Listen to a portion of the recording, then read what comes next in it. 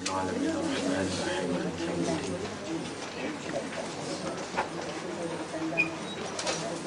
إياك نعبد وإياك نستعين صراط المستقيم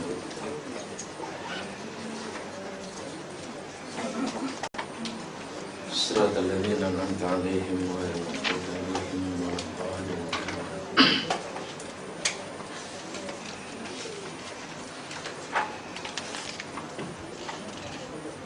Kita teruskan silih pengajian kita Talbisul Iblis.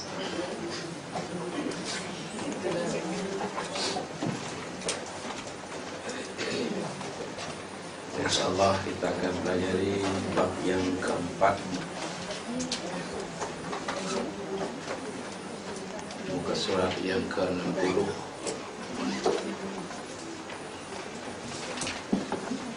Ini bab tentang makna talbis wal ghurur.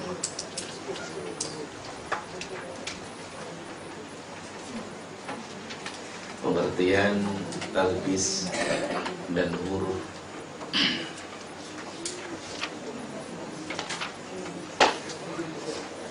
Setelah kita diingatkan oleh al-musannif, yakni pengarang kitab ini, Ibnul Faraj Al-Jauzi,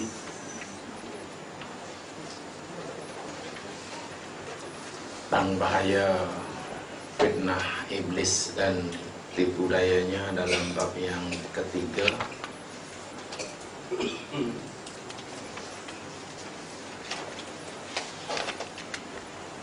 Sehingga seperti mana tipu daya iblis terhadap manusia, hatta dalam masalah akidah yang paling halus,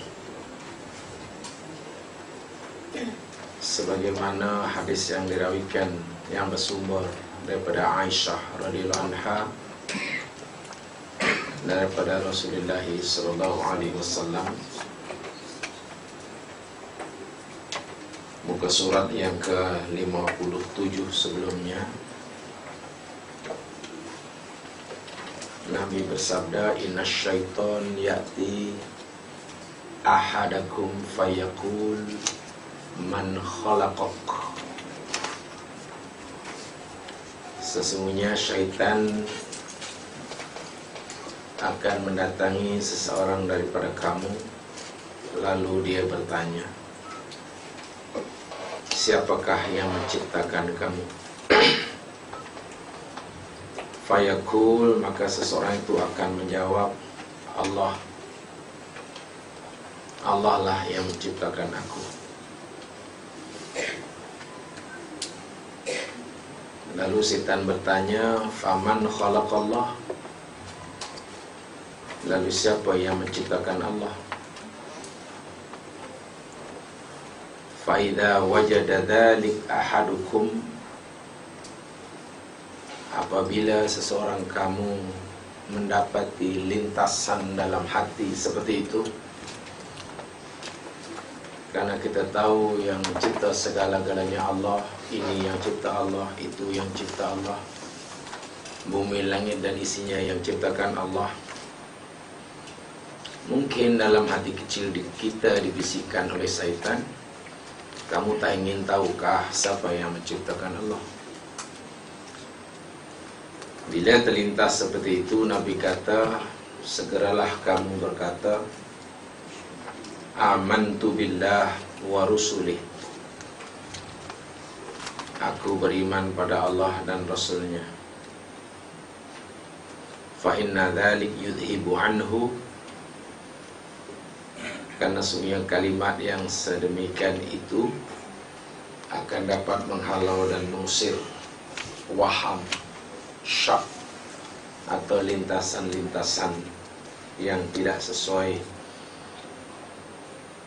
bagi kemuliaan dan kesucian Allah yang ada dalam diri seseorang. Maksudnya, apa saja yang lintas dalam hati kita yang tidak sesuai dengan kesucian Allah, kemuliaan Allah. Sama ada kita merasakan Allah tidak berlaku adil kepada dirinya, sama ada merasakan tidak sepatutnya Allah melakukan seperti itu, berburuk sangka kepada Allah, itu adalah tipu daya iblis. Kita tidak harus membiarkan lintasan-lintasan hati seperti itu berada lama-lama dalam diri kita. Ia sangat bahaya, karena iblis akan terus membisikkan dalam diri kita perkara-perkara yang tidak layak bagi kemuliaan dan keagungan Allah Subhanahu wa ta'ala. Itu kesimpulan daripada hadis tadi. Apa sahaja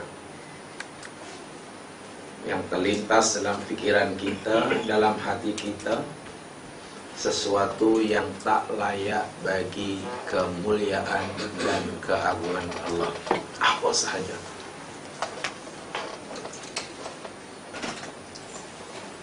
Ini penting untuk dipahami, sebagaimana apabila seseorang terlintas dalam hatinya, dia tahu melakukan kesalahan, dia tahu apa yang dilakukan ini bercanggah dengan syarak, lalu dalam hatinya terlintas, kalau betul lah yang kami lakukan selama ini salah dari sisi agama, bercanggah dengan kehendak Allah, kenapa sehingga hari ini Allah tak juga memarahi aku, memurkai aku? Tak ada apa-apa teguran pun. Kalau betul lah yang kami lakukan salah. Kita berfikir seperti itu pun sebetulnya sudah termakan dengan tipu daya iblis. Kalau betul lah yang aku lakukan ini salah di sisi agama, kenapa tak ada apa-apa teguran daripada Allah? Okey sahaja. Sementara bila orang melakukan yang disuruh dan mendapati kehendak syarak,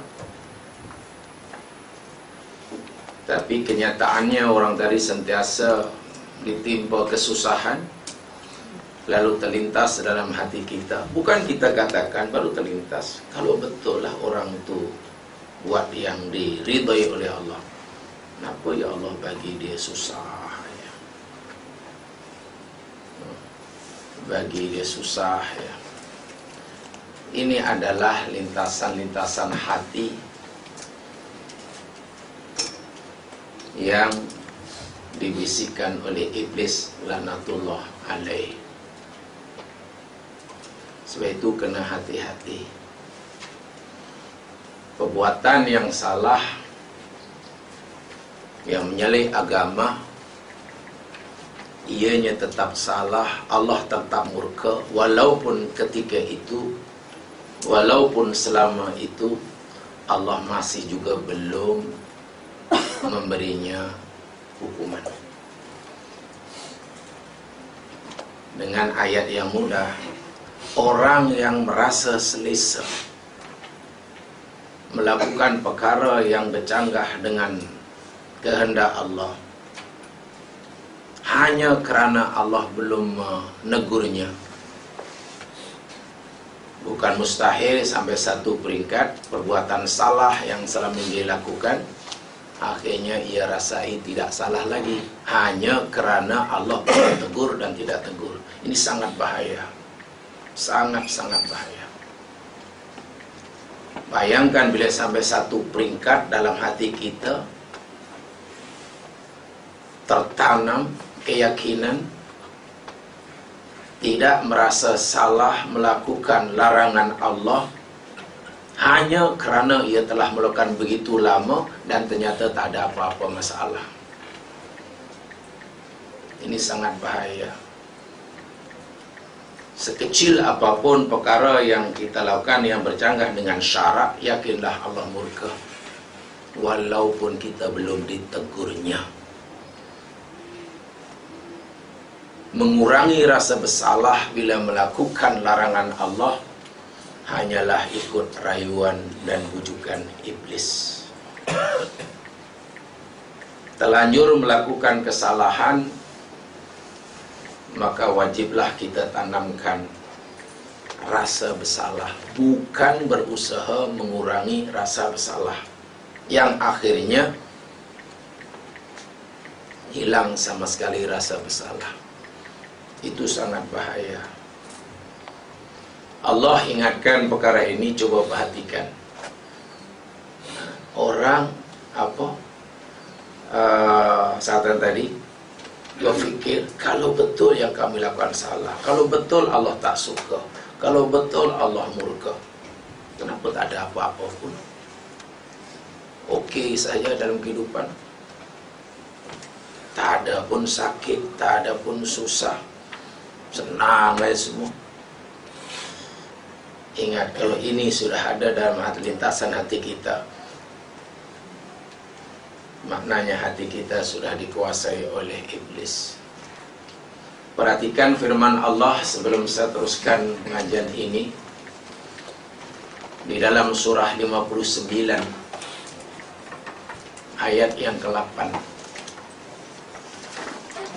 Surah 59 ayat yang ke-8.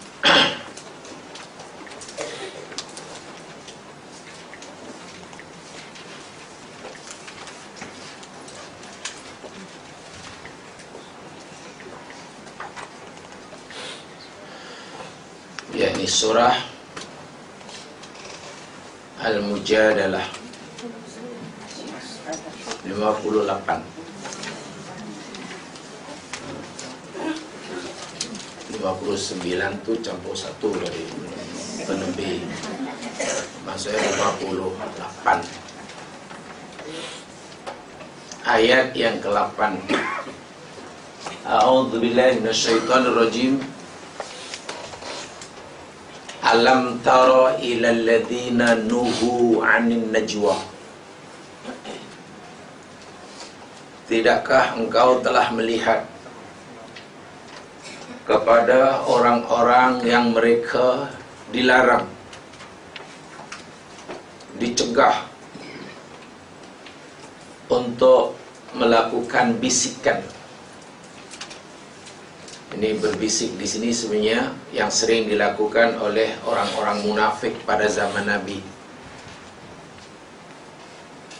Mereka bercakap sesama mereka dengan rahsia yang menjadi tajuk pembicaraan sentiasa menghina Nabi, menghina ayat Quran, membuat satu rancangan-rancangan jahat, buat komplotan. Tsumma ya'udun lima nuhu anhu. Walaupun dah ditegur banyak kali bahawa perbuatan itu salah, kemudian mereka mengulangi lagi pada apa yang mereka ditegah itu. Wa yatanajawna bil itsmi wal 'udwan. Mereka terus menerus melakukan bisikan, atau lebih tepatnya dalam bahasa kini berkonspirasi untuk melakukan dosa dan permusuhan, wa ma'syiyatir rasul, dan menderhaka kepada Rasul. Wa idza ja'uka, dan apabila orang-orang ini datang menemui engkau, hayyauka bima lam yuhayyika bihillah, mereka akan memberikan tahiyat, penghormatan. Mereka akan memberikan greetings kepada engkau dengan selain apa yang Allah berikan pada engkau.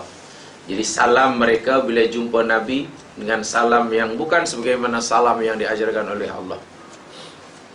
Ringkas kata, ayat ini merujuk kepada mereka yang banyak melakukan dosa dan kesalahan, banyak melanggar larangan-larangan Allah.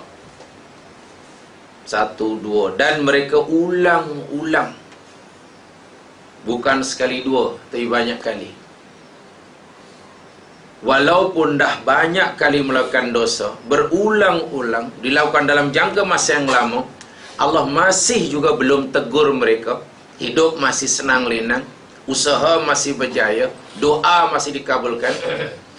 Lalu timbul dalam diri mereka bisikan iblis. Mereka kata ini, wa yaqulun fi anfusihim. Tengok, mereka berkata dalam diri mereka itu, mana terlintas dalam hati. Dia tidak ucapkan melalui mulut, terlintas dalam hati. Mereka kata, laula yu'adzibunallahu bima naqul. Kenapa ya Allah masih tak siksa kita dengan apa yang kita ucapkan? Kalau betul lah yang kita katakan, yang kita lakukan selama ni salah, laula yu'adzibunallah, kenapa Allah tak siksa juga?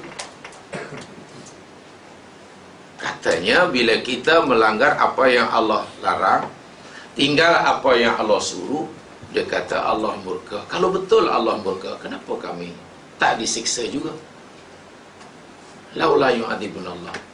Hasbuhum jahannam yaslaunaha. Cukuplah bagi mereka jahannam, mereka akan berbenam di dalamnya. Fabisal masiru. Jahannam itu adalah seburuk-buruk tempat kembali. Tu perkataan laula yu'adzibunallah bima naqul. Itu yang saya katakan tadi. Banyak melakukan dosa, banyak melakukan kesalahan hanya kerana Allah belum tegur hingga saat ini, lalu terlintas dalam hati kita. So maknanya tak ada masalah lah, Allah pun tahu itu. Allah tak tegur pun maknanya okey lah kita buat.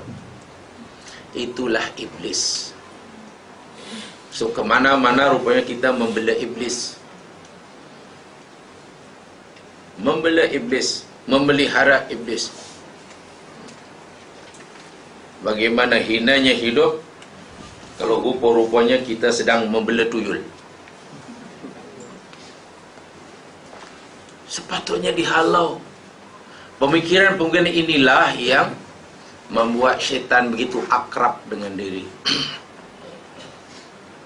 Sebab itu saya tadi, apa saya pemikiran yang tidak sesuai dengan keagungan Allah Subhanahu wa taala, hendaklah segera dihilangkan. Hendaklah segera dihilangkan. Sekecil apapun kesalahan yang kita lakukan yang bercanggah dengan Allah, ia adalah dosa. Allah tetap murka. Ima kemurkaannya itu ditunjukkan sekarang atau nanti, bukan soalnya.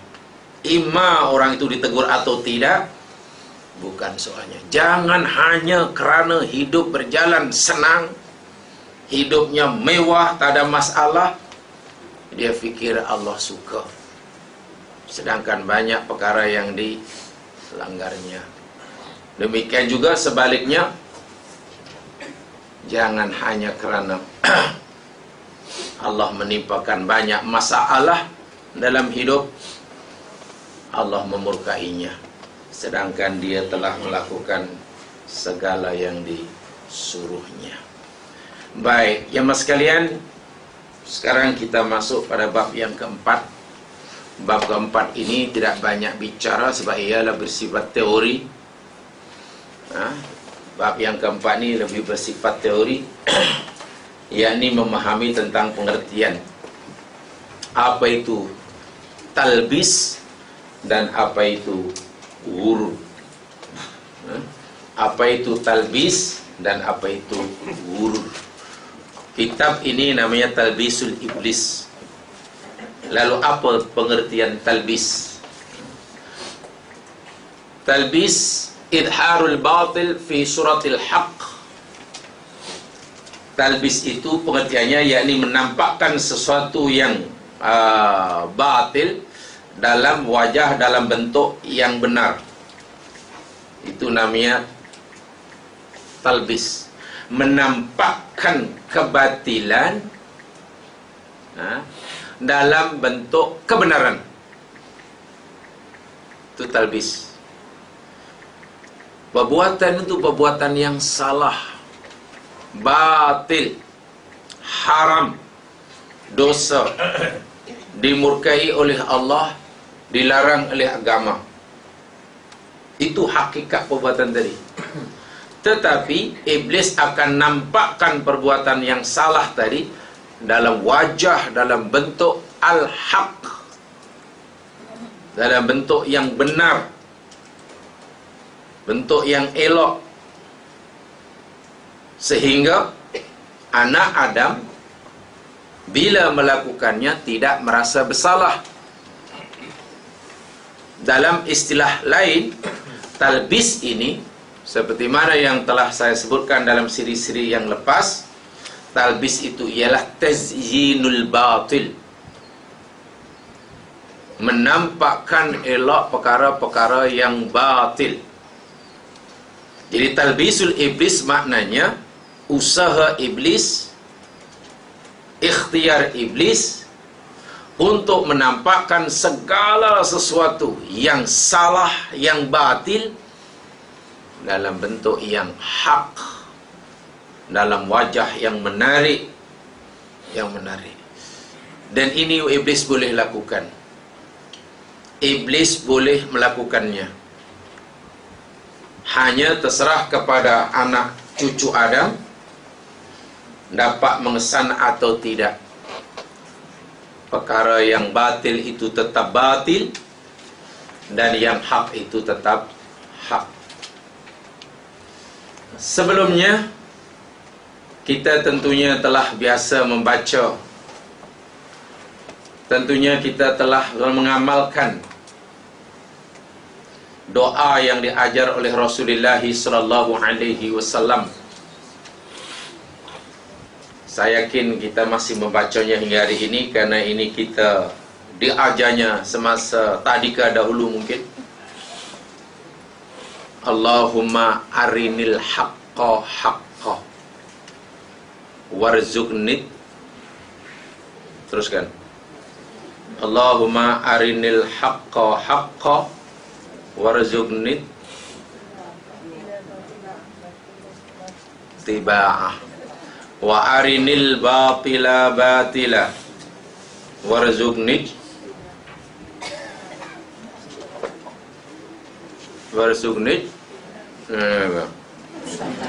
Allahumma arinil haqqa haqqa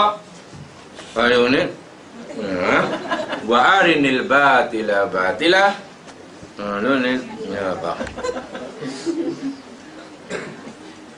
Itu doa yang sangat baik sekali ya mas sekalian. Sebab tadi nyatakan talbis ialah izharul batil ala suratil haq.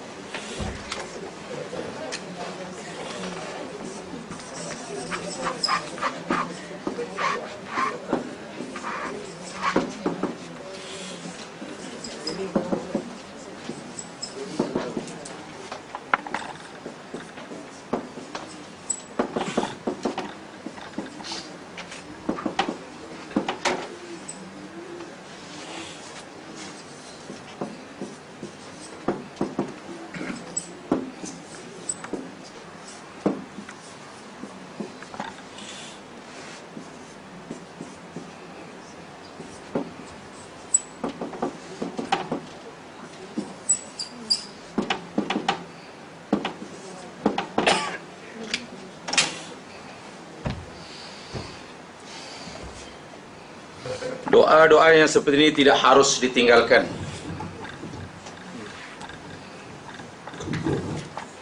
Doa akan memberi manfaat kepada kita jika kita mengamalkannya, bukan mengoleksinya.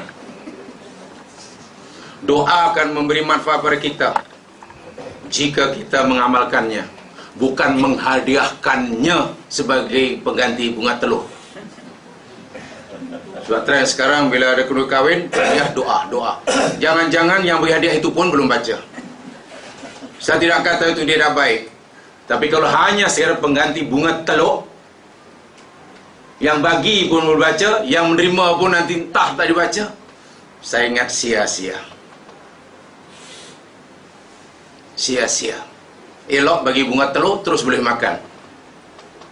Ingat, doa memberi manfaat bukan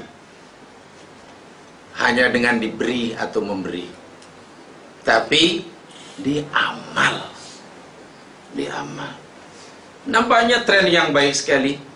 Sebagai bunga telur boleh bagi koleksi doa. Doa maksurat daripada Nabi. Tebal. Mahal.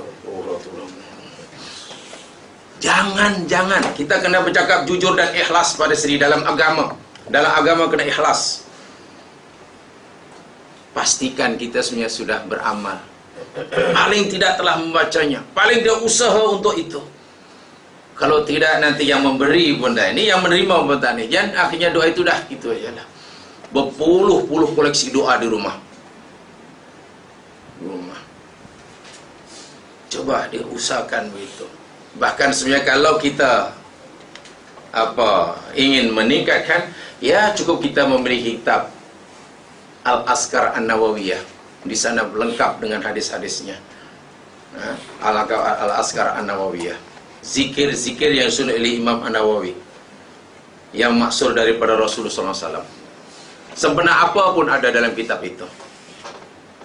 Satu di antaranya yang kita tidak harus tinggalkan berkaitan dengan talbis ini, karena talbis yakni menampakkan izharul batil fi suratil haq, menampakkan kebatilan dalam bentuk kebenaran, dalam wajah kebenaran.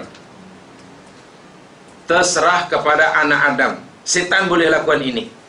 Sekarang bergantung pada anak cucu Adam. Mampukah anak Adam ini mengesan? Masih mampukah anak Adam ini mengesan bahawa yang batil itu tetap batil, walaupun dinampakkan dalam bentuk yang hak? Itu masalah anak Adam, bukan masalah iblis. Sebab itu di samping ada ilmu, mengenal pasti yang hak itu hak, yang batil itu batil, jangan lupa merayu, berdoa kepada Allah Subhanahu wa taala. Karena manusia hakikatnya lemah tanpa pertolongan daripada yang menciptakannya. Dan doa yang paling tepat dan sesuai ialah Allahumma ya Allah. Coba dibaca. Allahumma arinil haqqa haqqa warzuqni ittiba'ah wa arinil batila batila warzuqni ijtinabah. Allahumma ya Allah, arini, perlihatkan kepadaku, tunjukkan kepadaku al-batil, yang batil, batilan, batil. Ya Allah, tunjukkan kepadaku yang batil itu batil, yang salah itu tetap salah, dosa itu tetap dosa, maksiat itu tetap maksiat. Ini namanya hidayah umum. Mohon kepada Allah supaya Allah beri tunjukkan pada kita bahawa yang batil itu batil, yang salah itu tetap salah, yang dosa itu dosa, jalan ke neraka itu nampak jalan ke neraka. Ini maksudnya kita mohon kepada Allah hidayah umum berupa ilmu, panduan, garis panduan. Selepas kita diberitahu bahawa yang batil itu batil, lalu kita mohon hidayah khusus. Apa itu hidayah khusus? Warzuqni ittiba'ah. Ya Allah, berilah aku rezeki supaya aku dapat mengikutinya. Sebab tidak ada artinya kita tahu benda itu salah, yang salah itu salah, tapi bila hati tidak tergerak untuk meninggalkannya. Yang hak itu hak, Kita mohon pada Allah supaya Allah tunjukkan kepada kita yang hak itu hak. Itu hidayah umum. Selepas Allah beritahu yang hak itu hak, yang baik itu baik, pahala itu pahala, lalu mohon pada Allah, warzuqnit tiba'ah. Ya Allah, berilah aku rezeki. Rezeki apa yang kita minta dalam hal ini? Rezeki sehingga kita boleh mengikutinya. Terbuka hati kita, tergerak hati kita untuk mengikutinya. Itu namanya hidayah khusus. Sebab tidak ada artinya kita tahu yang benar itu benar, karena Allah dah beritahu, kalau kita tidak mau mengikutinya. Demikian juga kita mohon pada Allah, wa arinil batila batila. Ya Allah, perlihatkan kepadaku bahawa yang batil itu batil, yang salah itu tetap salah. Warzuqni jtinabah, dan berilah aku rezeki ya Allah supaya aku dapat menjauhinya, meninggalkannya. Allah beritahu ini batil, ini batil, ini batil, ini batil. Lalu kita kata, ya Allah, kami tahu, kami faham. Selepas tahu dan faham, minta lagi satu. Ya Allah, tolonglah bantu hamba-Mu ini. Bukakanlah hati ini, gerakkanlah jiwa ini supaya dapat meninggalkan kebatilan tadi. Itu jadi doa ini walaupun pendek, kita minta dua hidayah sekaligus. Satu hidayah umum. Hidayah umum yakni minta kepada Allah kebenaran, tunjukkan yang baik itu mana, perintah itu mana, larangan itu mana, pahala itu mana, keridhaan Allah itu mana, jalan ke surga mana, jalan ke neraka mana. Itu minta hidayah umum. Selepas tahu, ada ilmu, faham, minta hidayah khusus. Mohon supaya Allah gerakkan hati kita, ringankan anggota tubuh kita bagi melakukan, mengikuti kebenaran dan menjauhi kebatilan. Bila kita melaksanakan, lakukan ini jemaah sekalian, talbis iblis ini menjadi tidak berkesan. Ingat, iblis tidak ada masalah untuk menampakkan yang batil itu sebagai kebenaran. Tidak ada masalah bagi iblis. Memang itu kejadian. Itu yang telah diikrarkan oleh iblis tak berapa juta tahun dahulu. Talbis ini, yakni tazyinul batil. Firman Allah Subhanahu wa taala dalam ayat yang dahulu kita telah pelajari, jamaah lihat sekali dalam surah Al-Hijr. Dalam surah Al-Hijr, saya kata tadi, tidak ada masalah bagi iblis untuk melakukan talbis. Yang jadi masalah mungkin bagi anak Adam, masih mampukah anak Adam mengenali yang batil itu batil, yang hak itu yang hak. Dan kalau masih mampu, ada pertanyaan kedua, ada kemauankah anak Adam ini untuk mengikuti yang hak yang telah diketahuinya? Ada kemauankah anak Adam ini untuk meninggalkan yang batil yang telah diketahuinya? Bagi iblis tidak ada masalah untuk talbis, sebagaimana yang dia ikrarkan sendiri dalam surah 15 Al-Hijr ayat 39.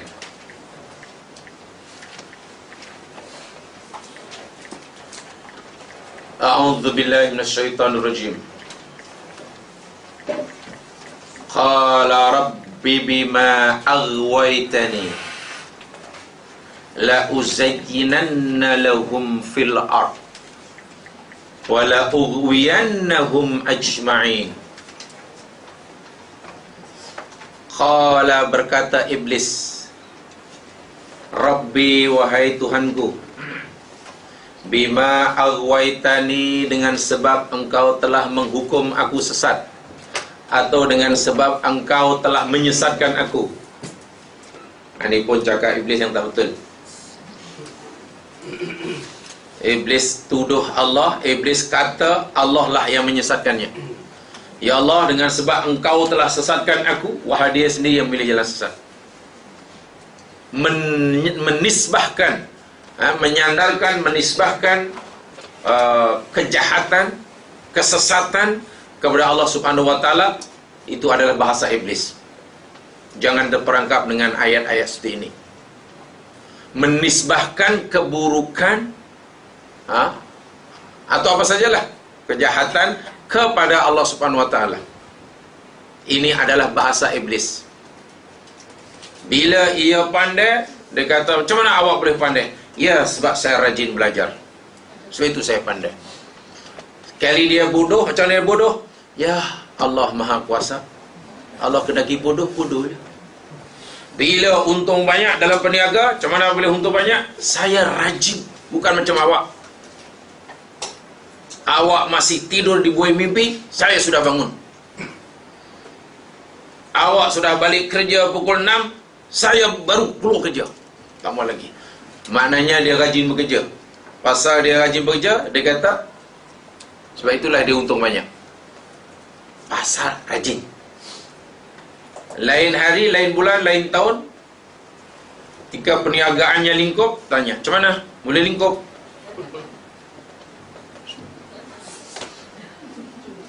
Takdir. Allah dah kena lingkup. Macam mana sehat? Macam mana awak boleh sihat ini? Ya, hari-hari saya exercise.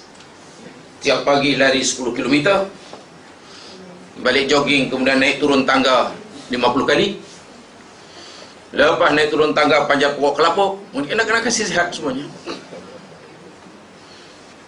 Makan teratur, tidur cukup, sebab itu saya sihat. Bila lain bulan jumpa sakit, macam mana boleh sakit ni? Tu Allah punya kuasa. Bila sakit aja dikatakan takdir, bila sehat dikata saya. Ingat, ini ayat setan, jangan diikuti. Itu dipanggil ayat-ayat setan versi baru. Jangan setting versi ini hanya Salman Rushdie aja yang mengarangnya. Kita pun mungkin dalam percakapan sehari-hari menggunakan ayat-ayat setan dipanggil. Ya, ini ayat setan itu tadilah menisbahkan benda yang terbaik je semua pada Allah. Ini sebab Allah lah, ialah apa boleh buat. Tak apalah, saya ridha dijadikan bodoh ini, sebab ridha itu pahalanya besar. Ada ke bodoh ridha pula? Tak boleh, itu ayat syaitan. Iblis sesat pilihan dia. Tiba-tiba dia kata, ya Allah, sebab engkau lah sesatkan kami. Kami tak ada pilihan, engkau ciptakan, engkau takdirkan kami sesat lah. Itulah yang sama dengan ayat setan tadi. La uzaytinanna lahum fil ard. Sungguh pasti aku akan nampakkan cantik bagi mereka di bumi. Apa-apa perbuatan jahat mereka, kami nampakkan cantik. Perbuatan yang batil, kami izharkan, kami nampakkan dalam bentuk wajah hak. Itu namanya talbis. Sebab itu saya kata ni, talbis bagi iblis bukan masalah. Memang itu kerja dia. Iblis boleh.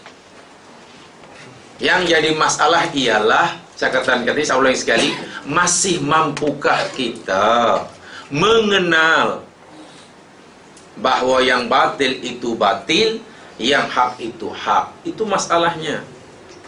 Kalau jawapannya iya, ya, kita masih mampu mengenali ini hak, ini batil, ini boleh, ini tak boleh, ini larangan, ini perintah, ini dosa, ini pahala.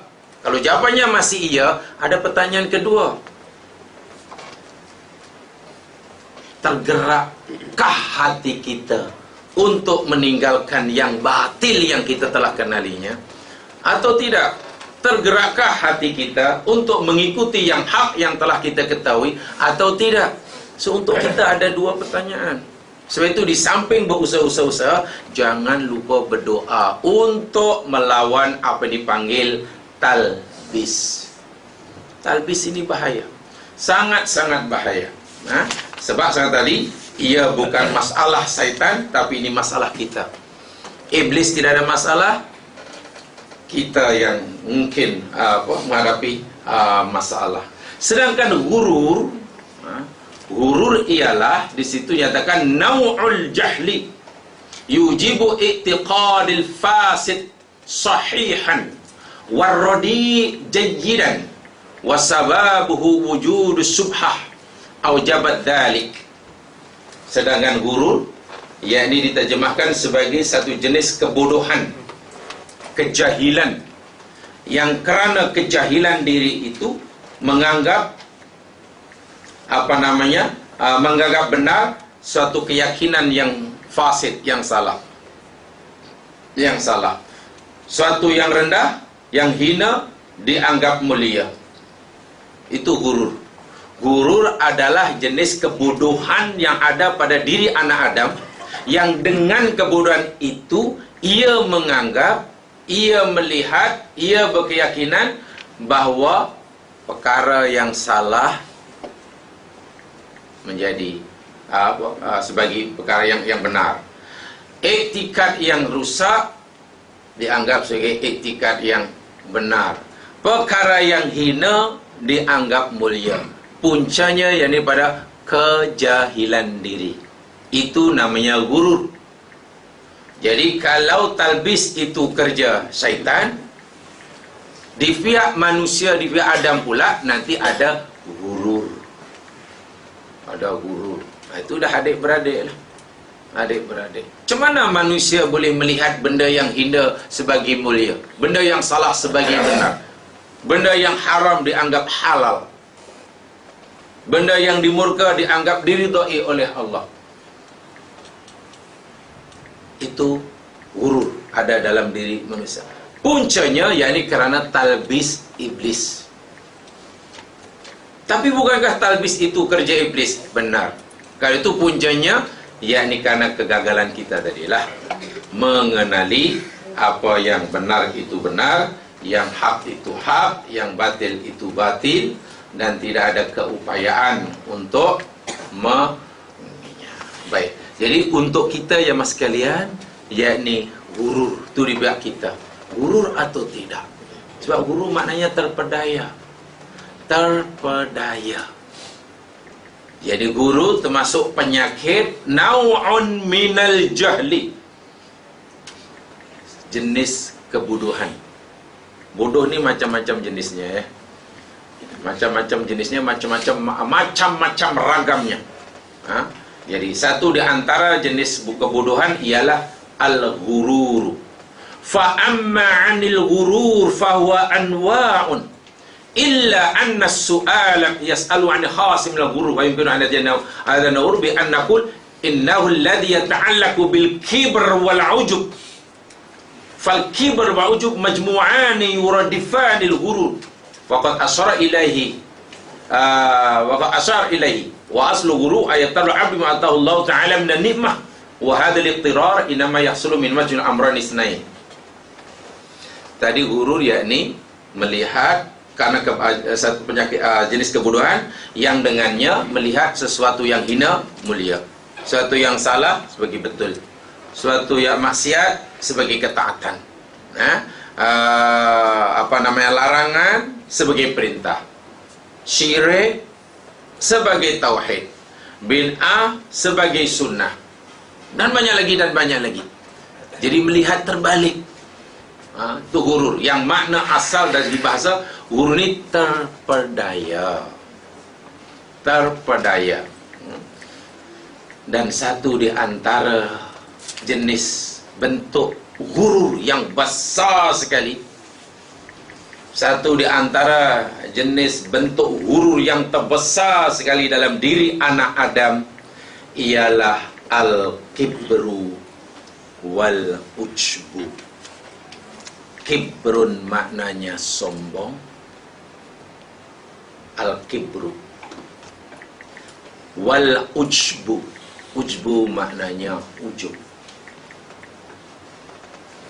Orang yang ada dalam dirinya kibrun, sombong, atau orang yang dalam hatinya ada ujbun, ujub, itulah maknanya orang ini telah tertimpa pada dirinya gurur yang terbesar sekali.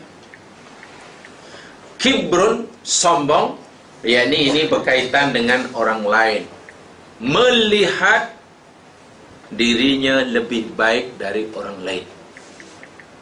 Itu satu.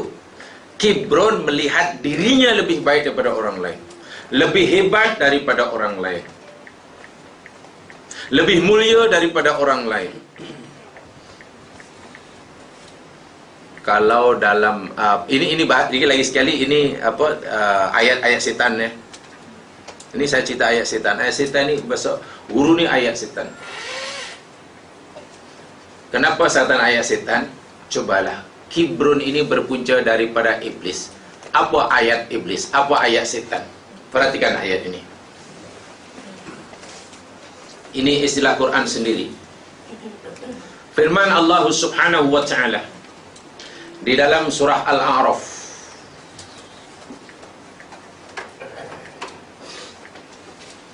surah 7 ayat 17. Ini guru yang paling besar sekali, guru yang tertua sekali, yang diasaskan oleh iblis. Terperdaya oleh diri sendiri kerana kejahilannya, yang dengan sebab kejahilan itu ia memandang maksiat sebagai ketaatan, memandang larangan sebagai perintah, memandang kesalahan sebagai satu kebenaran. Ayat yang ke-12 surah 7, iblis menjawab perintah Allah. Qala, Allah tanyakan pada iblis, ma mana'aka alla tasjuda id amartu. Allah berfirman, wahai iblis, apakah yang menghalangimu untuk sujud ketika aku suruh kamu sujud? Apa yang menghalangi kamu untuk sujud kepada Adam ketika aku suruh kamu sujud kepadanya?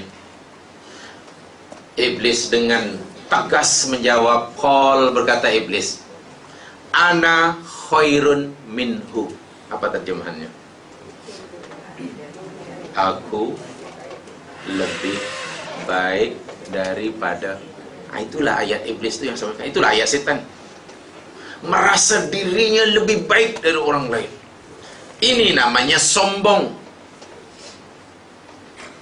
Mungkin kita tidak menggunakan ayat yang seperti ini. Mungkin anak Adam tak katalah saya lebih baik daripada dia. Dia tak kata begitu. Mungkin menggunakan bahasa yang agak halus sikit, tapi maknanya sama. Nak kata aku lebih baik daripada dia, aku lebih pandai daripada dia, aku lebih mulia daripada dia, nampak sangatlah ayat iblisnya. Ayat syaitannya terlalu nampak, sehingga diubah sikit saja. Dia itu siapa? Dia itu siapa? Sikap merendah-rendahkan orang lain yang hakikatnya berpunca daripada merasa dirinya lebih hebat. Ini namanya kibrun. Orang ini sudah dikuasai oleh gurur akibat kejahilannya. Saya jadi ingat di dalam tasawuf moden. Maksud tasawuf moden karena Allahyarham Dr. Hamka mengajarkan ilmu tasawuf kepada semua lapisan masyarakat, termasuk remaja-remaja. Dan untuk orang Asia Tenggara khasnya, bila sebut tasawuf ni biasanya tajuk yang hanya sesuai untuk 80 tahun ke atas. So itu apa petani belajar? Dia belajar tasawuf. Tasawuf di umur berapa? 18 tahun. 18 tahun belum layak belajar tasawuf. Tasawuf ni tajuk untuk 18 terbalik baru boleh. Mana ada. Tasawuf itu cerita tentang bagaimana hendak membersihkan hati. Wajib dimulakan semenjak kita umur baligh. Tapi talah bagaimana, karena istilah itu mungkin nampaknya lebih sesuai untuk golongan 80 tahun ke atas agamanya. Itu seorang tasawuf tu. Itu kuat tasawuf dia. Karena dia kuat tasawuf dia dipanggil sufi. Belum sufi lagi lah. Lagi nampak ininya. Sebenarnya tasawuf ni kaitannya dengan akhlak, kaitannya dengan tazkiyatun nafsi. Tak apalah kalau tidak mau menggunakan istilah tasawuf, gunakanlah tazkiyatun nafsi. Pelajarannya apa? Tazkiyatun nafsi. Apa itu tazkiyatun nafsi? Bagaimana kita hendak membersihkan hati. Sesuai untuk siapa? Untuk sesuai lapisan masyarakat, bermula daripada umur balik.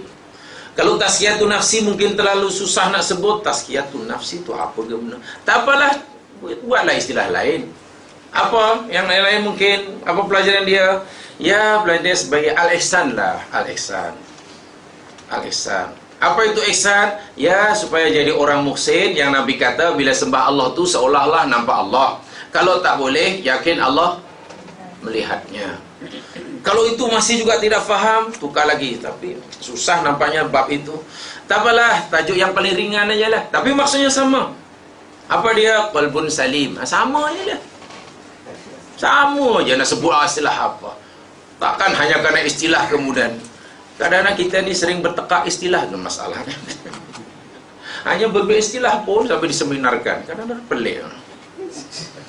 Takkan hanya berbeza istilah sanggup berdebat berhari-hari. Habiskan boreh ya. Tak perlu. Dalam tasawuf moden Buya Hamka kata, untuk menghilangkan sifat sombong ni lah. Sebab sombong ni ayat setan ni. Ana khairun minhu ni ayat setan ni. Aku lebih baik daripada Adam. Sebab engkau cipta aku ya Allah daripada api, engkau cipta Adam dari tanah. Ketika iblis merasa dirinya lebih baik daripada Adam, maknanya dalam diri iblis ini sudah dijangkiti penyakit gurur karena kebodohannya. Dia fikir itu baik, wah itulah itu kebodohan. Bagaimana caranya? Kata Dr. Hamka dalam tasawuf moden, bila kamu dulu pernah saya sebutkan, bila kamu berjumpa dengan orang yang lebih berumur dari kamu, jalan dalam masyarakat, lalu kita jumpa orang yang lebih tua daripada kita, lebih berumur daripada kita, katakan pada diri sendiri, jangan katakan pada orang, pada diri sendiri, subhanallah, bertuahnya lah pakcik itu. Sungguh bertuah pakcik itu, karena dia lebih tua daripada saya. Karena dia lebih tua daripada saya, tentu amalnya lebih banyak daripada saya. Dialah sungguh aku melihatnya. Tentu dia amalnya lebih banyak daripada saya, sebab dia lebih tua. Amalku kurang berbanding dia. Jalan lagi jumpa orang yang lebih muda daripada kita.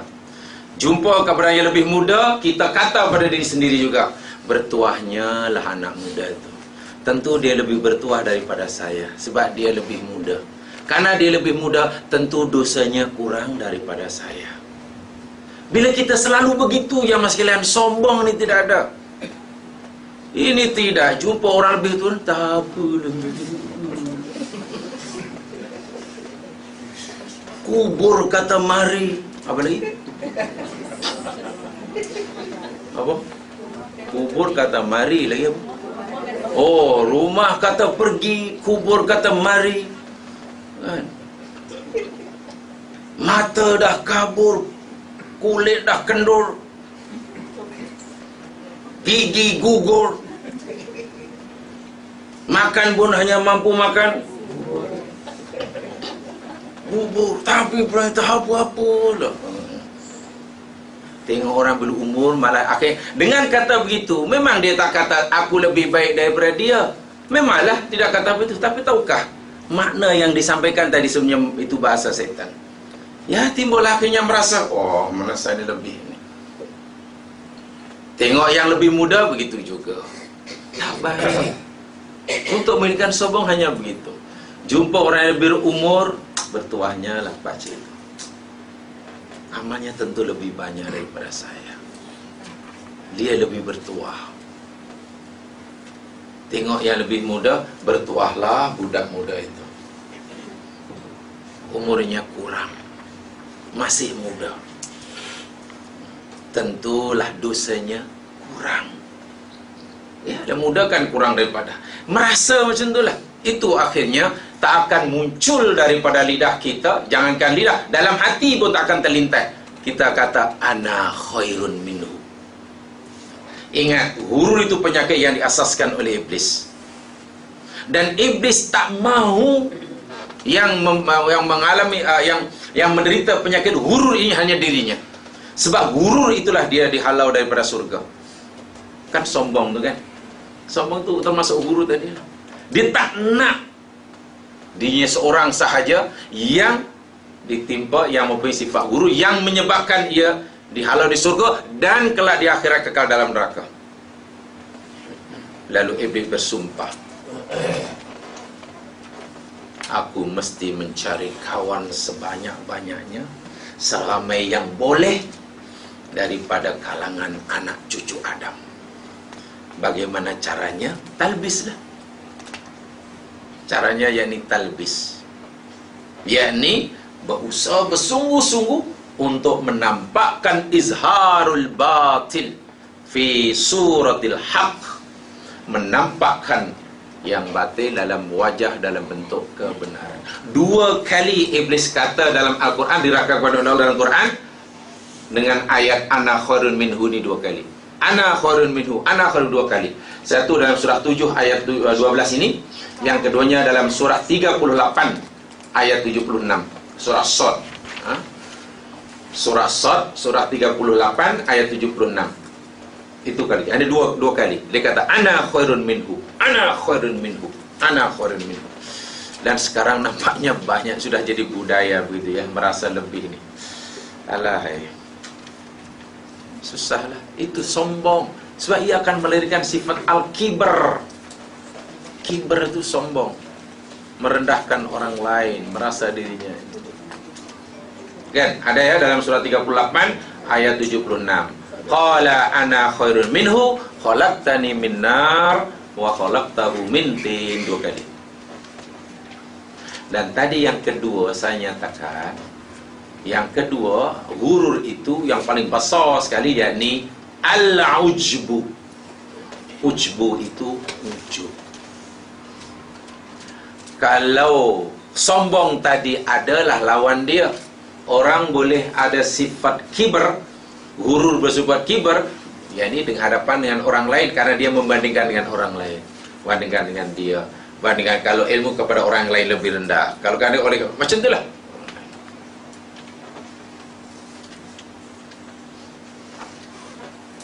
Ujub pula ia melawan diri sendiri. Ujub ni tidak perlulah di hadapan masyarakat, sebab ujub melawan diri sendiri. Ujub. Dan ujub boleh datang bila-bila masa. Hurur berupa ujub ini boleh datang bila-bila masa. Mungkin nak tidur pun datang ujub. Ketika mata sudah mulai dilelapkan, lampu sudah mulai dipadamkan, selimut sudah mulai ditarik, ujub boleh datang. So ujub tu dalam sendiri. Apa itu ujbu? Al-ujbu ni jamaah sekalian yakni ditarifkan sebagai ayyan zura ila hadhihi ni'mah bi'ainil isti'zam wa anzba ila nafsi imma batinan wa imma batinan wa imma zahiran walakin la yuzum min hadhil hayat qawl al-nasar qawl al-khalq. Ujub itu ialah isti'zamun nikmah, mengagung-agungkan nikmat, warrukuni ilaiha, dan bersandar hidup kepadanya, ma'anisyani nisbatiha ilal mun'im, dan lupa menisbahkannya kepada pemberinya. Itu ujub. Ujub ialah membanggakan, mengagungkan nikmat dan bersandar kepadanya, serta lupa menisbahkannya kepada pemberinya. Contoh, tidak ada hakikatnya jemaah, tidak ada satu pun yang ada di alam semesta ini, di langit, di bumi, yang nampak, yang tak nampak, yang jauh, yang dekat, yang ada di tangan orang, yang ada di tangan kita, bahkan diri kita, melainkan semuanya adalah milik Allah. Milik Allah, pemberian Allah. Itu hakikat. Itu hakikat. Tidak ada satu pun di alam semesta ini yang tidak dimiliki oleh Allah, atau yang bukan pemberian daripada Allah. Tidak ada. Ima yang nampak, wa ima yang tak nampak, termasuk ilmu, termasuk pengetahuan, termasuk kedudukan, termasuk kepandaian, dan segala-galanya, termasuk kesehatan. Bila seseorang membanggakan nikmat yang ada pada dirinya dan bersandar kepadanya, dinisbahkan pada dirinya, ini sebab saya ini, sebab saya ini, sebab saya ini, dan lupa menisbahkannya kepada pemberi yang sebenarnya, itu namanya ujub. Seperti mana saya katakan tadi lah. Contoh yang mudah ujub ini dalam Al-Quran. Ini huruf yang paling besar ya. Saya berikan contoh huruf yang paling besar. Ada huruf yang lain-lain, tapi yang paling besar sekali, yang iblis tanamkan sebab penyakit ini tertua, setua umur manusia. Huruf berupa penyakit ini umurnya sudah sangat tua, setua umur manusia, bahkan setua umur iblis. Lihat firman Allah Subhanahu wa taala dalam surah Al-Qasas, contoh ujub ni.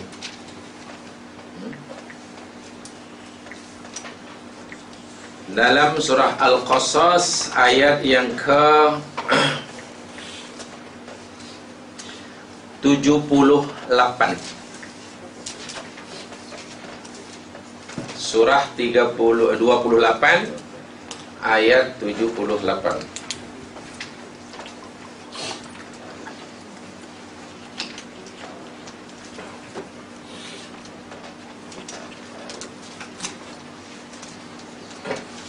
Cerita tentang Qarun. Kan? Cerita tentang Qarun yang diingatkan oleh kaumnya. Qarun ini orang kaya. Allah bagi kekayaan yang tidak sedikit. Kadarnya, jumlahnya, ya sulit kita tidak bayangkan. Sebab Allah memberitahu kita jumlah kunci perbendaraan kekayaannya, bila dikumpulkan jadi satu, lalu diangkut, dibawa oleh ramai orang yang kuat-kuat pun masih merasa berat. Bukan kerana besarnya kunci, tapi kerana banyaknya kunci.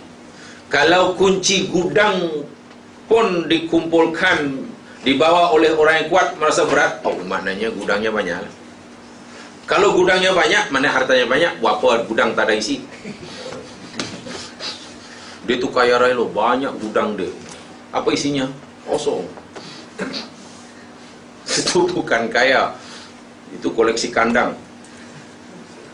Dia kaya, lalu diberi ingatan. Kaya itu sendiri tidak salah sebetulnya, dengan syarat bagaimana cara ia kaya. Qarun yang kaya tadi diperingatkan oleh kaumnya dalam ayat 77 sebelumnya. Wabtaghi fima ataqallahu daral akhirah. Mula-mula apa ingatan kaumnya ada berapa ya? Supaya kita dapat memahami apa makna ujub, baca daripada hujung ayat 76. Nasihat kaumnya pada Qarun, idh qala lahu qaumu la tafrah innallaha la yuhibbul farihin. Wahai Qarun, engkau ni kaya raya, tapi nasihat kami pada kamu wahai Qarun, la tafrah innallaha la yuhibbul farihin. Ini nasihat pertama. Jangan kamu bergembira. Sesungguhnya Allah tidak suka orang yang bergembira. Maksud gembira ini bukan gembira yang positif ya. Maksudnya ya jangan lupa daratan gitulah. Jangan lupa daratan. Jangan ibarat apa kacang lupakan kulit. Itulah latafrah ini. Ron, jangan kamu gembira sangat, Ron. Jangan lupa daratan, Ron. So, biasanya bila dah kaya raya seperti ini, kalau tak ada panduan, boleh lupa daratan. Ya, mungkin terlalu lama di laut. Mungkin terlalu lama di laut sehingga lupa darat. Satu. Yang kedua, wabtaghi fima ataqallahu daral akhirah. Ron, gunakan nikmat Allah yang Allah berikan pada kamu yang banyak ini untuk mendapatkan kebahagiaan di akhirat. Kamu orang yang bertuah korun, sebab dengan nikmat yang Allah berikan banyak ini, kamu mudah membeli akhirat. Kamu kalau ingin dapat akhirat, membeli akhirat, ada harta, ada apa yang kamu gunakan untuk membelinya. Manfaatkan semua ini untuk membeli akhirat. Kan tidak kan kaumnya tidak menyalahkan korun kaya, hanya nasihatkan. Jangan lupa daratan. Manfaatkan semua ini untuk membeli akhirat. Yang ketiga, wala tansa nasibaka minad dunya. Walaupun kamu tak bolehlah melupakan habuan kamu di dunia. Maknanya bolehlah kamu manfaatkan, gunakan sebagainya untuk keperluan kamu di sini, makan, minum, kendaraan, tempat tinggal, silakan, boleh. Yang ketiga, yang seterusnya, keempat, wa ahsin kama ahsanallahu ilaik. Hendaklah kamu berbuat baik kepada orang sebagaimana Allah telah berbuat baik kepada kamu. Allah bagi kamu harta yang banyak ini, maknanya Allah buat baik pada kamu. Sepatutnya bila Allah buat baik pada kamu dengan diberi kemuliaan banyak, kamu pun mesti berbuat baik kepada manusia lah, bukan menindasnya. Yang terakhir, wala tabghil fasad fil ard. Kamu jangan buat rusak di bumi. Jangan mentang-mentang kamu memiliki segala-galanya lalu kamu berbuat sewenang-wenang. Karena sesungguhnya Allah tu tak suka kepada orang yang berbuat rusak. Nasihat kaumnya sangat baik sekali. Tapi Qarun menjawabnya, wal'iyadzubillah. Dia kata dalam ayat yang 78 tu, qala innama utituhu ala ilmin indi. Itulah ujub. Hanya saja aku dapat semua ini ala ilmin indi. Aku ni pandai, bukan macam kamu. Tak ada kena-mengenanya. Sebab aku pandai, aku rajin, aku hebat, aku. Kaya lah. Tengok. Pertama, ia mengkagumi kekayaan tadi. Keduanya bersandar kepada kaya dan menisbahkan kejayaan tadi kepada dirinya. Tidak menisbahkannya kepada Allah. Dia tidak terlintas sedikit pun dalam hatinya bahawa semua itu datang daripada Allah. Sebenarnya sebab aku rajin, sebab aku pandai, sebab. Sehingga dia, memanglah kalau bukan saya tak boleh buat macam ni. Apa sahaja kejayaan duniawi atau ukhrawi, bila seorang menisbahkan kepada dirinya, itu namanya ujub. Hanya saja setengah ulama membezakan. Kalau kejayaan duniawi melibatkan kejayaan duniawi, itu namanya takatsur. Membanggakan kejayaan ukhrawi namanya ujub. Walaupun maknanya lebih kurang sama. Kedua-duanya adalah salah. Kedua-duanya adalah contoh guru yang paling besar sekali. Yang paling besar sekali. Itu guru yang besar, itu warisan Iblis laknatullah alaih. Iblis laknatullah alaih. Yakni, satu, al-kibru, dua, al-ujbu. Dua, al-ujbu. Dan termasuk guru yang sekalian, dalam keadaan sehari-hari yang ini kenalah kita fahami benar. Guru dalam kehidupan sehari-hari, dahulu pernah saya nyatakan, ijtihaduka fima domina laka wa taqsiruka fima tolaba minka dalilun alantimasil basirah minka. Ini termasuk gurur. Apa itu termasuk gurur? Ijtihaduka fima domina laka. Bersungguh-sungguhnya engkau di dalam mencari apa yang Allah telah beri jaminan buatmu. Wa taqsiruka fima talaba minka. Dan kecuaianmu di dalam perkara, dalam melakukan apa yang Allah minta daripada kamu. Dalilun alantimasil basirati minka. Sebagai bukti nyata bahwa hatimu telah buta, kamu terperdaya. Apa maknanya? Begini, coba lihat firman Allah di dalam surah Ad-Dhariyat.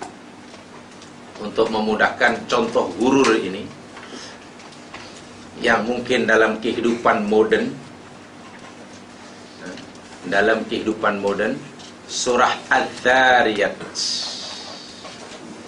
surah yang ke-51 ayat 56.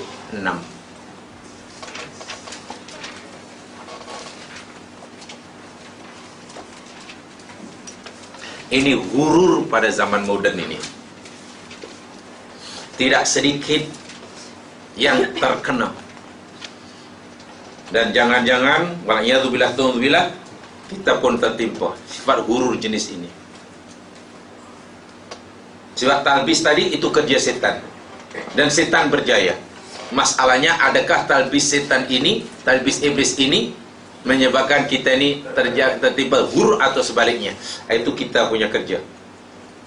Dalam ayat 56 surah 51 saja testing. Maksudnya mengantuk ke tidak gitu. Kalau salah pun ikut je.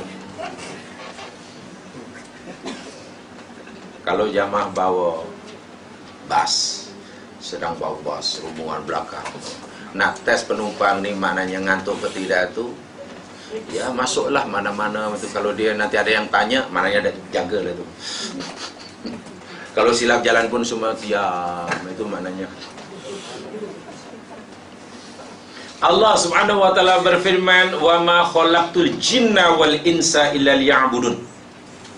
Tidaklah aku ciptakan jin dan manusia itu melainkan semata-mata mereka menyembah aku.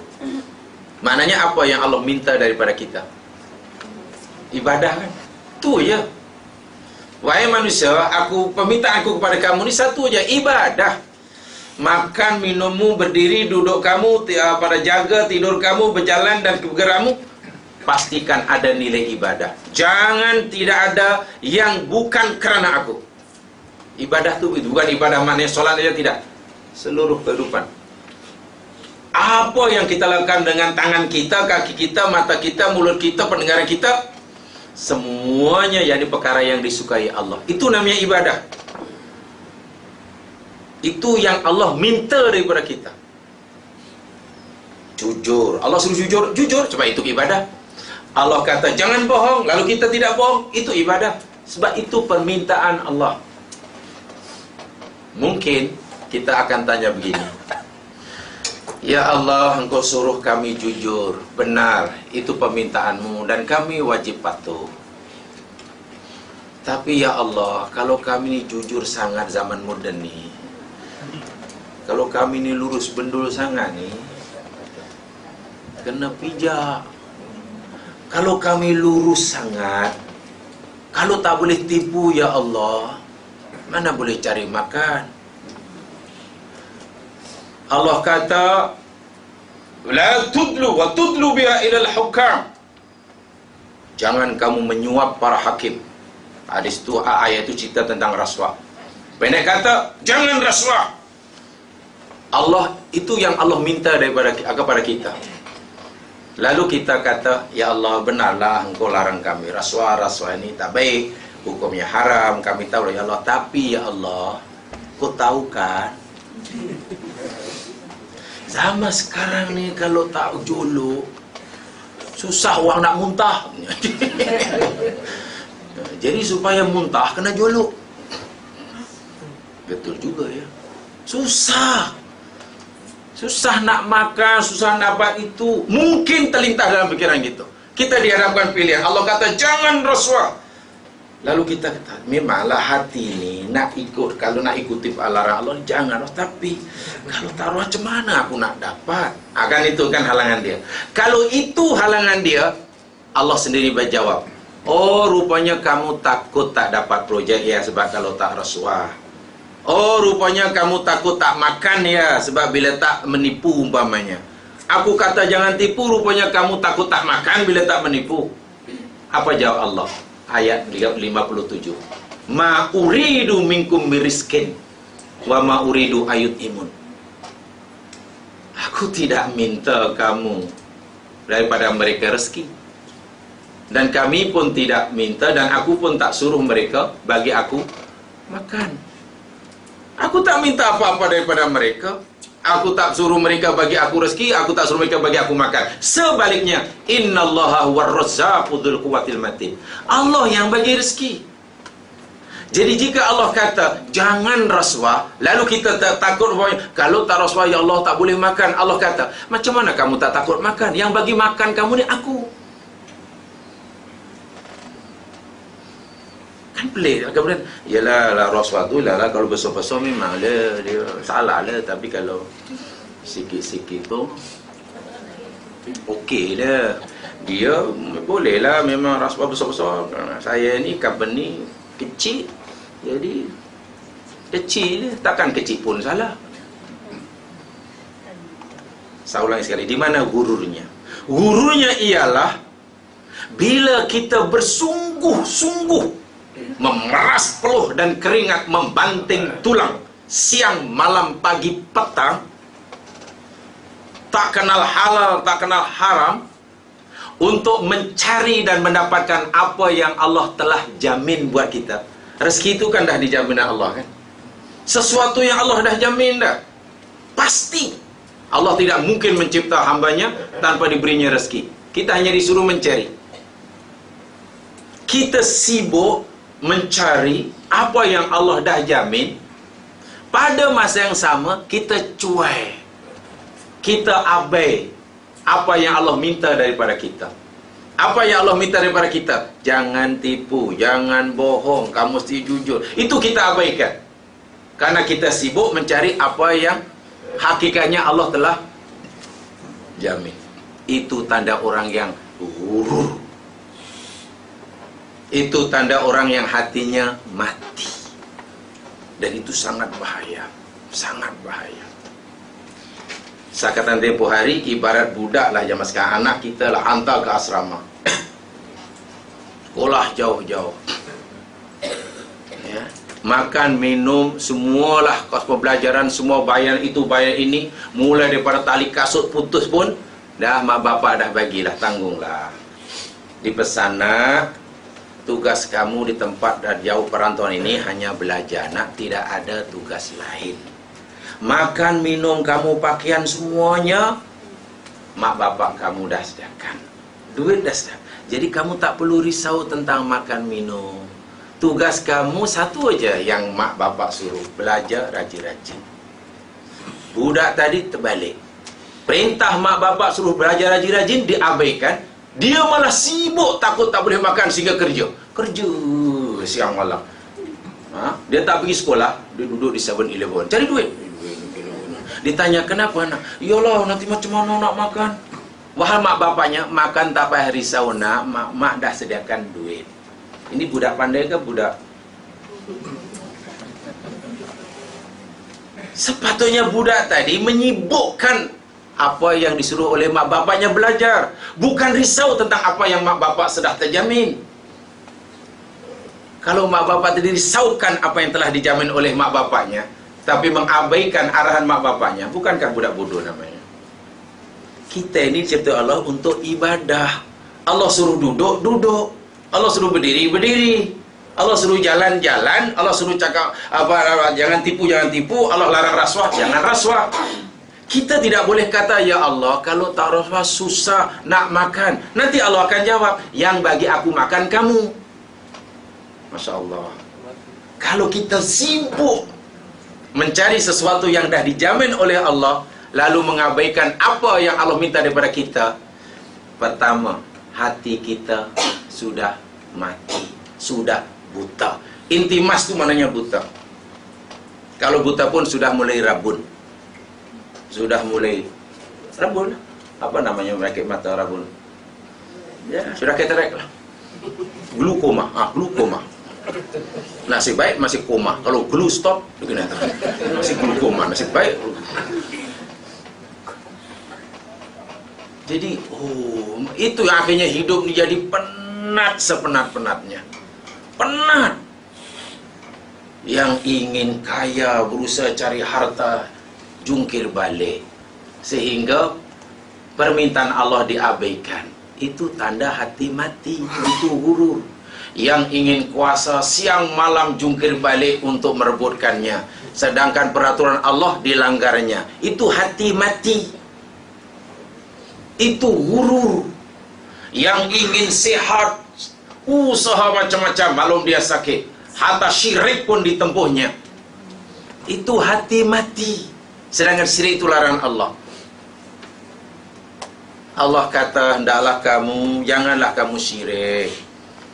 Hamba tadi, betul ya Allah, syirik ni kau larang. Tapi ya Allah, kalau kami tak jumpa bomo siam tu, susah nak sembuh. Setakat doa tu guru tak jadi. Takat makan ubat yang doktor bagi, dah sebakul dah. Jadi angin je. Memanglah tak boleh jumpa bomo siam ni. Bahasa pun tak bahasa apa. Mungkin pasal bahasa yang tak faham itu jadi cepat makbul. Dia tahu syirik, tapi dibuatnya. Allah kata, aku yang sembuhkan kamu. Aku hanya suruh kamu berubatlah ikut syariat aku. Jangan terlalu risau tentang sembuh. Obat ada di tanganku, bukan di tangan siapa. Tengok ya, orang merisaukan sesuatu yang Allah dah jamin sehingga mengabaikan permintaan Allah kepadanya. Ingat nih, guru yang paling besar, guru yang selalu dah berada di hadapan kita. Kalau kita tidak segera mengelakkan, membebaskan diri kita, jemaah sekalian, nampaknya terlalu lama nanti kita menjadi permainan iblis dan syaitan. Ada orang rebut itu, rebut ini, rebut itu, rebut ini. Sila, nak jadi kaya silakan, nak jadi menjadi orang berkuasa silakan, nak jadi orang pandai silakan, nak jadi silakan. Bahkan disuruh, bukan dilarang. Hanya yang Allah minta, ingat ya, jangan lupa tujuan aku cipta kamu ni ibadah. Artinya dalam usaha kamu mencapai cita-cita kamu, janganlah langgar. Kalau kita nak melanggar, tak boleh langgar, lalu kita kata, ya Allah, kalau kami tak langgar, ya Allah, susah nak cari. Allah akan jawab, yang jamin rezeki kamu tu aku. Aku tak minta apa-apa daripada kamu. Kalau terbalik, hati kita sudah mati, buta, dan itulah gurur yang besar dalam kehidupan. Ingat, iblis berjaya talbis. Dan iblis menampakkan, tapi benda itu dah biasa, semua orang buat. Sehingga orang buat takkan salah, semua orang buat. Bahkan kalau kita tak buat itu, baru salah. Orang buat macam itu benda biasa sekarang. Yang tak buat itu baru luar biasa. Nanti kita dianggap aneh katanya. Makhluk aneh. Tengok. Memang setan berjaya talbis tadi. Yang batil dinampakkan yang hak. Kalaupun masih tahu benda itu hak, tapi sudah kurang, masih tahu itu benda batil, tapi sudah merasa sudah tidak merasa batil. Kurang merasa itu satu kesalahan. Walayyazubillah tumazubillah. Itu aja jemaah sekalian yang saya sampaikan tentang pengertian ini. Masih banyak walaupun dia belum pengertiannya. Contohnya sebab itu tidak ada contoh. Jadi saya suka kaitkan dengan kehidupan kita sehari-hari supaya kita ini bisa, oh subhanallah, tahu yang rupanya kita ini sudah lama menjadi santapan lezat bagi musuh Allah yang bernama iblis. Jangan merelakan diri kita, kehidupan kita ini menjadi santapan lezat bagi iblis dan syaitan tanpa kita sadari, Waliyadzubillah, mudah-mudahan Allah lindungi kita daripada talbis dan gurur ini. Allahumma amin. Subhanakallahumma bihamdika asyhadu an la ilaha illa anta astaghfiruka wa atubu ilaik.